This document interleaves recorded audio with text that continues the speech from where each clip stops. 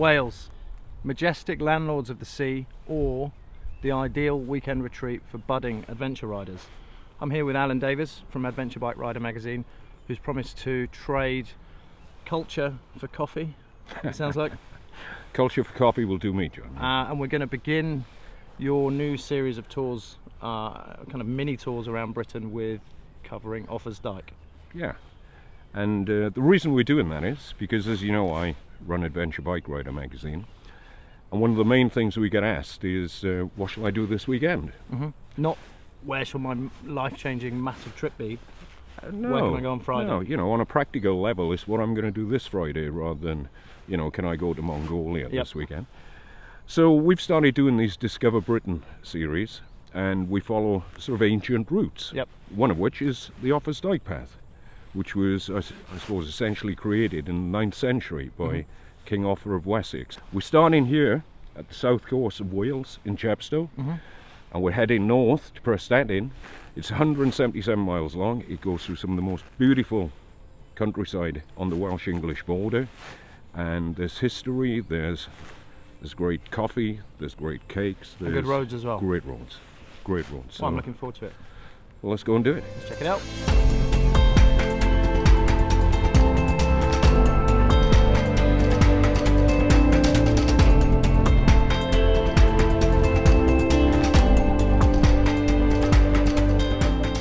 Okay, John, this is as near to the start of Offas Dyke as we can get the bikes, all right? And, you know, Kawasaki have kindly donated 2 bikes to us. They said we could have any bikes we wanted for this adventure. So I picked the route, you picked the bikes. Yeah. Why have we picked these bikes? Well, this is the Kawasaki H2 SX. It's the bike of the moment in sports touring terms. This is about as good as you're going to get. It's the most comfortable, capable performance machine that you're going to find in any brochure, not just Kawasaki's brochure. I've also chosen the Z1000 SX because it's been on the scene for a few years. It makes a little bit less of everything. Apart from the capacity of the panniers, these are identical. So as much kit as you can fit in there, you're going to fit in here. Still makes 145 horsepower, still comfortable, adjustable screen, loads of space for you and a pillion. I think these are probably 2 of the perfect bikes to explore the routes and find that coffee that you've promised me today. Right, John, we're on the adventure. We are adventuring. We are on an adventure, all right. Look at that adventurous sign. Are we there yet? I need a wee, are we there yet? There's Chepstow Castle over there, John, if you can see it. We're going over the River Wye right now, and that's Chepstow Castle we can see.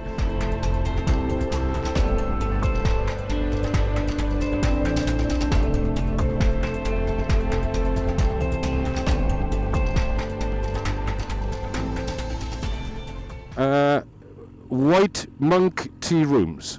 That'll do. That means something different in Brixton as well. Alright, let's park up. I'm ready for some culture.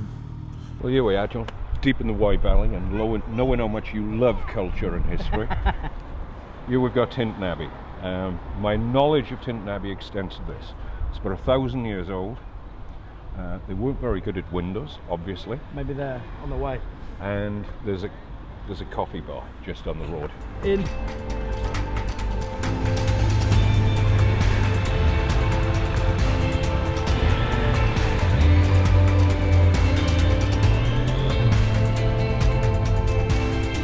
Oh, we got our first sheep sign, John. I feel at home.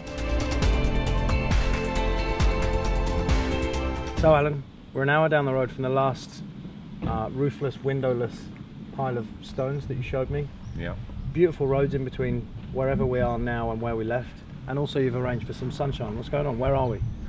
Where are we? We're in the Black Mountains, John. We've got Abergavenny just on there, and we've got Hale and Wye just up here. And this place is called Llantony, and you're quite right, it's another big pile of old rocks. I think we can see a lot of these over the next few days, so I'm really glad you're smiling when I say it's a big pile of rocks. But what's coming next is a great road. Absolutely fantastic road up and over the top of the Gospel Pass, which happens to be the highest pass in Wales. I would have thought the highest pass was in North Wales, but it isn't. Okay. It's just here.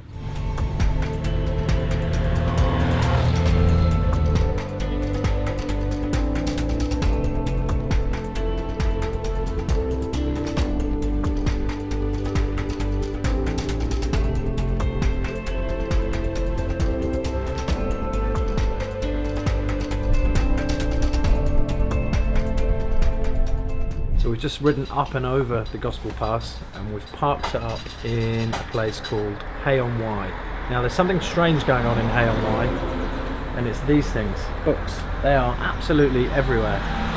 Alan's into it. He's off. He can't help himself. Lloyd George. Life and Times of. There's 20 bookshops in this village, John. Sorry for interrupting. No. There's 20 of them. And they have a festival once every year, a literary festival. And 80,000 people come to this town. Just to celebrate books. Just to celebrate books. But you got everybody from President Clinton has been here to all the top authors, everything. It's a fascinating place. Fascinating place to stop, have a coffee, read a book, buy a book. It's anti Amazon and Kindle. I was going to say, in London we call that the internet. But so Alan, we are kind of midway through Offas Dyke route. Well, I can say now, every bike needs a shanty band in the background. I don't know if you're picking that up at home. They do. There is indeed a shanty band rehearsing in the pub that we're staying in tonight. Let's go and do a sea shanty, John. All right. Shave his belly with a rusty razor, shave his belly with a rusty razor, shave his belly with a rusty razor, early in the morning. Way, hey, up she rises, way, hey, up she rises, way, hey, up she rises, early in the morning.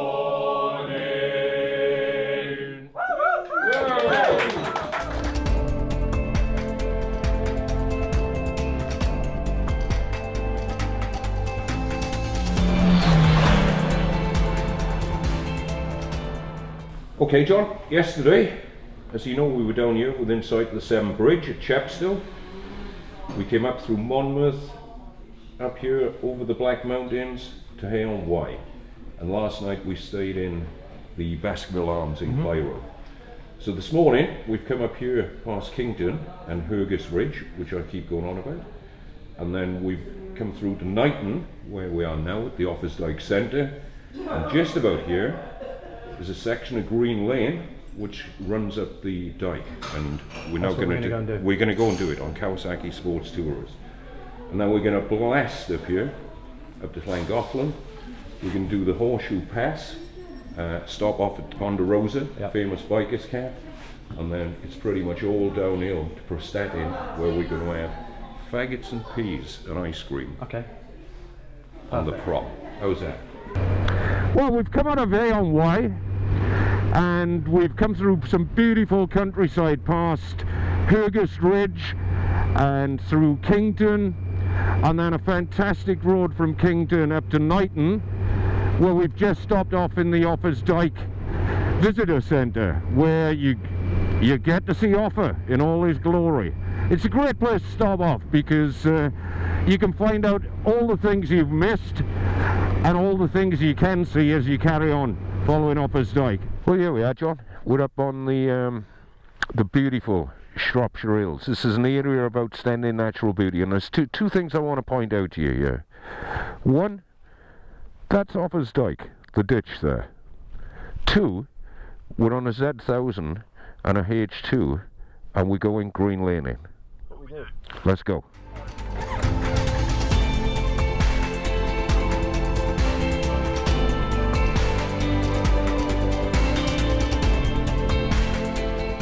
From tip to tail, this is as close as we can get with the bikes to Offas Dyke. Well, we could lie down on the floor here, John, and we'd be closer. We could rub our noses in it. We're in the dike. Yeah. And as you can see, it's a dike. This side was a ditch. That side's an embankment. So it was built as a defensive line. Yep. And the English guys would be on the top of this. The Welsh guys would be in the bottom of this ditch, which I presume was a lot deeper at the time. And let battle commence. Yeah. But there's no need to reenact any of that, is there? Well, we could. You be an assassin, and take me ages to beat you up. You are massive. It is quite an accomplishment, though, isn't it? If you come and do this for a couple of days, to actually get in it, you might as well get in it if you can. Absolutely. It's yeah. And what an area to do it. This area of Shropshire we're in here. It's designated an area of outstanding natural beauty, and nobody comes here. Yeah. And it's beautiful. You know, you've got great roads which are empty, and you've got scenery which is fantastic. Did you say great roads? That last half a mile Again, we've just proven if we can get these bikes up here, anyone can get anything up here. So if you get to the bottom of that track and you think, I'm just going to walk, stick with it, ride your bike up to this gate, come and stand in Offas Dyke. Absolutely. And tick the box. And doesn't that just prove you can have an adventure on any bike if you want? So where to next? We're heading north. We're off to Llangollen. Too many L's. Let's go.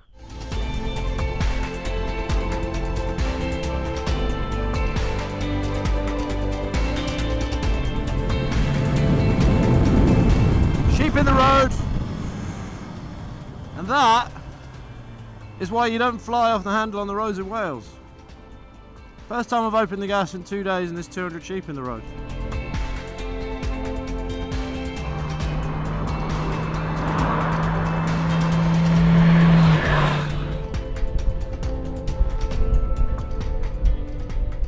Here we are at the Ponderosa. Alan promised me a stack of bikers, an amazing view and some amazing roads. We got 2 out of the 3. This is apparently the Ace Cafe of the North. It's empty. It's deserted. Not a soul.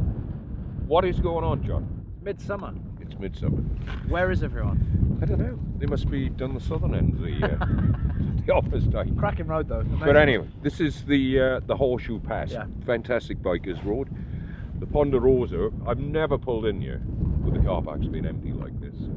They must have known we were coming. Yep. They definitely knew we were coming. And you must be feeling a little disappointed now that we could see the end of our ride. Yep.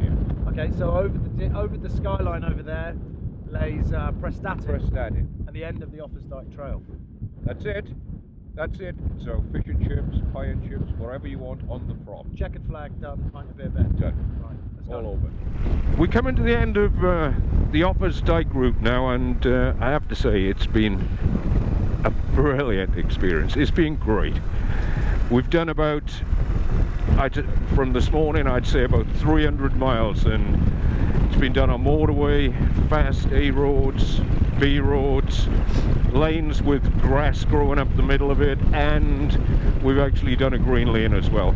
And bear in mind, we've done these on sports tourers, you know, very fast sports tourers that are probably, you wouldn't think were best suited for these. But I have to say, at the end of the 300 miles now, I'm just feeling very comfortable, surprisingly very comfortable. So full marks to both bikes. I'd be more than happy at taking either of these bikes on a long tour. So how would I rate them in the usual ABR context?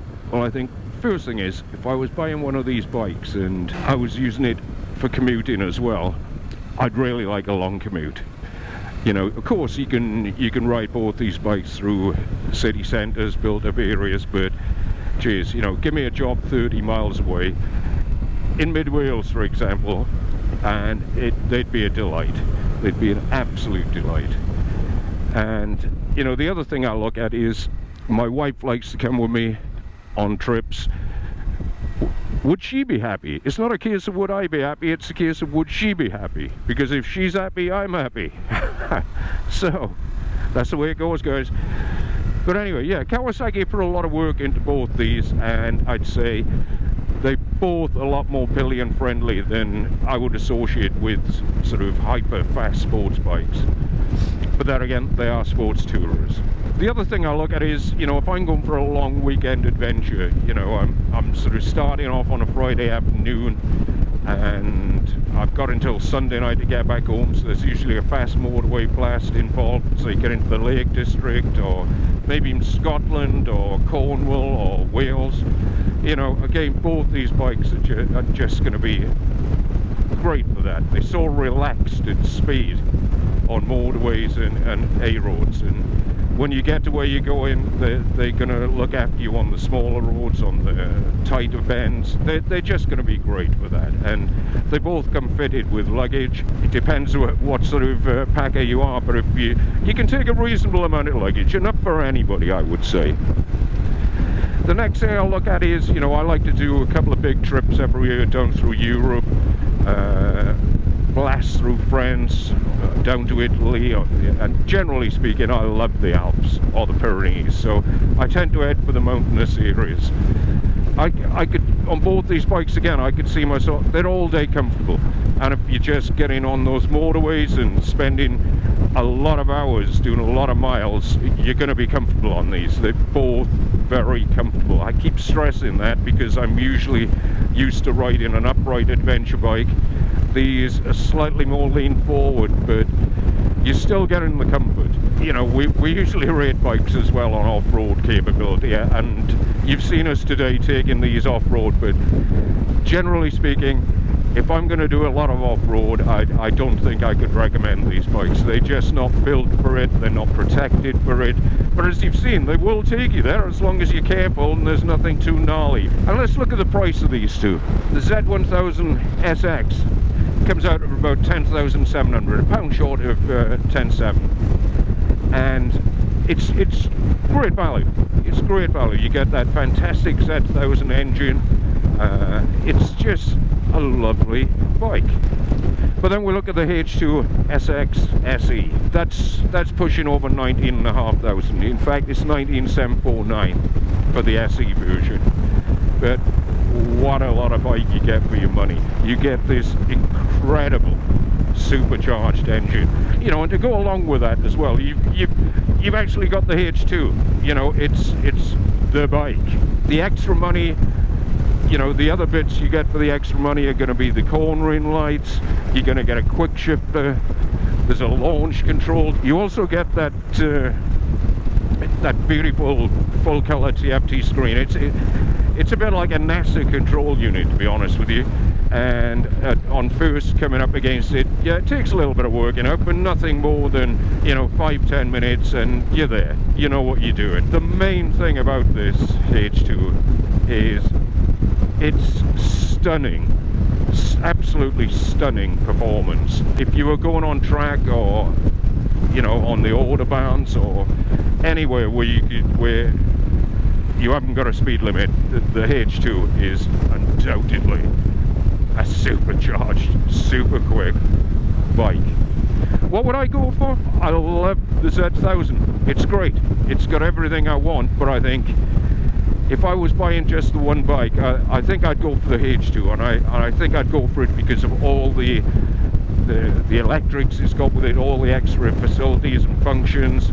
And let's be honest, every time I look at this bike, I'm just going to go, whoa. And, you know, for me that means a lot. So it's the H2 for me. Here we are, John, the jewel of the North Wales coast. Press that in. Look at that. It's like South France, man. Pretty much. Anyway, we've had 2 days. We started down in Chepstow on the south coast. We're up here on the north coast now. We've done motorway, we've done fast A roads, we've done twisty B roads, we've done single track with more gravel on than the beach down here. And we've even taken these two bikes, these two sports tourers, on a green lane. That's an ABR adventure for you. What do you think about it? Well, it is a proper adventure, isn't it? You know, we are miles from home.